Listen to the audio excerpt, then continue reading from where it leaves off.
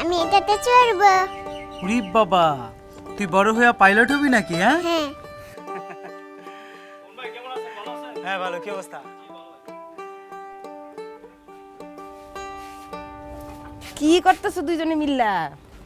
খেলতেছো? ধর। আরে বাহ, খুব ভালো হয়েছে। আমার একটু খিদাও লাগছিল। আরও আছে কিন্তু আমি রাইতের জন্য পোলাও আর গরুর গোস্ত রান্না করতেছি। বাহ, তাইলে আর কি চাই? কোনো বিশেষ কারণ আছে নাকি? না, এমনি ভালো লাগতেছে, ছুটির দিন সবাই মিললে একসাথে।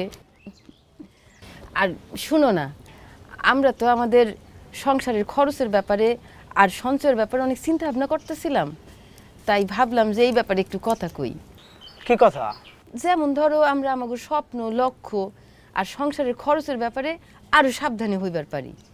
নিশিটা বড় হইতাছে, ওর লেখাপড়া শেখার ব্যাপারে তো আমরা দুজন একমত হইছি, তাই না? এইটাই আমগো লক্ষ্য। হ্যাঁ, তুমি ঠিকই কইছো, এটা আমাকে লক্ষ্য। আমি মোটর সাইকেল আর নিশির লেখাপড়া নিয়ে আমাকে ওই দিনের কথাগুলো ভাবতাছিলাম। ভাইবা আমার মনে হইলো যে যদি অহন আমরা একটা লম্বা সময়ের জন্য সঞ্চয় হিসাব খুলি আর মাসে মাসে অল্প করে টাকা জমাইতে পারি, তাইলে আমাকে ভবিষ্যতের লক্ষ্যগুলো পূরণ হইব। তুমি ঠিকই কইছো, এমন কইরেই হয়তো আমরা ওর অনেক দূর লেখাপড়ার ব্যবস্থা করতে পারবো। আর বিপদ আপদের সময় কোন বিষয়টা আগে করবো সেইটাও ঠিক করতে পারবো। আমার মনে হয় তুমি আমার কাছে কিছু লুকাইতেছো। সোহান, ধরো একটা বড় পরিবারের কথা চিন্তা কইরা আমরা যদি এখন থেকে সঞ্চয় করি তাইলে কেমন হয়?